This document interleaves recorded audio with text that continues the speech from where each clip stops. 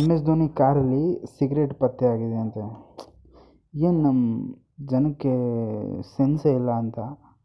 Actually ಸೆಲೆಬ್ರಿಟೀಸ್ಗಳಿಗೆ private life ಅನ್ನೋದು ಇರೋದೇ ಇಲ್ವಾ? ಅವ್ರೇನು ಹ್ಯಾಬಿಟ್ಗಳು ಮಾಡೋಂಗೆ ಇಲ್ವಾ? ಇದೇ ವಿಡಿಯೋ ವೈರಲ್ ಆಗಿರೋದು. ಯಾವುದೋ ಫಂಕ್ಷನ್ಗೆ ಹೋಗಿದ್ದಾರೆ, ಧೋನಿ ಕಾರ್ ಓಡಿಸ್ತಾ ಇದ್ದಾರೆ, ಹಿಂದೆ ಸಾಕ್ಷಿ ಅವ್ರ ಮಿಸ್ಸಸ್ ಕೂಡ ಇದ್ದಾರೆ.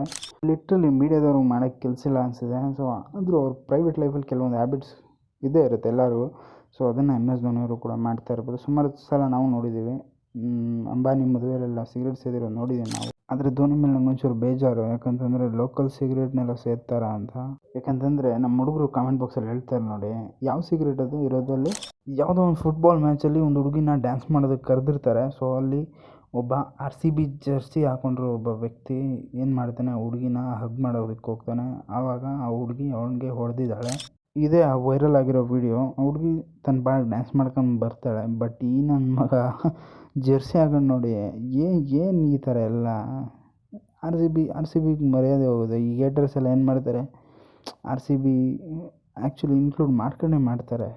ನಿನ್ನೆ ಒಂದು ವಿಡಿಯೋ ಮಾಡಿದ್ದೆ, ರಿಕ್ಕಿ ಪಾಂಟಿಂಗ್ ಒಂದು ಸ್ಟೇಟ್ಮೆಂಟು ಅಬೌಟ್ ಮ್ಯಾಕ್ಸ್ವೆಲ್ ಕೊಟ್ಟಿದ್ದಾರೆ ಅಂತ. ಇದು ಲಾಸ್ಟ್ ವರ್ಲ್ಡ್ ಕಪ್ ಆಗ್ಬೋದು ಅಂತ. ಮೇ ಬಿ ಈಗ ಯಾಕೋ ಅದೇ ಥರ ಆಗುತ್ತೆ ಅಂತ ಅನಿಸುತ್ತೆ. ಮ್ಯಾಕ್ಸ್ವೆಲ್ ಕೂಡ ಈ ವರ್ಷನೇ ರಿಟೈರ್ಡ್ ಆಗ್ಬೋದು, ಹೇಳೋದಕ್ಕಾಗಲ್ಲ. ಸೊ ಇದಾಗಿತ್ತು ಇವತ್ತಿನ ಅಪ್ಡೇಟ್ಸ್ಗಳು. ಸೊ ವಿಡಿಯೋ ಇಷ್ಟ ಆಗಿದೆ ಒಂದೇ ಒಂದು ಲೈಕ್ ಮಾಡಿ. ನೆಕ್ಸ್ಟ್ ವಿಡಿಯೋದಲ್ಲಿ ಸಿಗ್ತೀನಿ. ಅಂಟಿಲ್ ದೆನ್ ಬಾಯ್.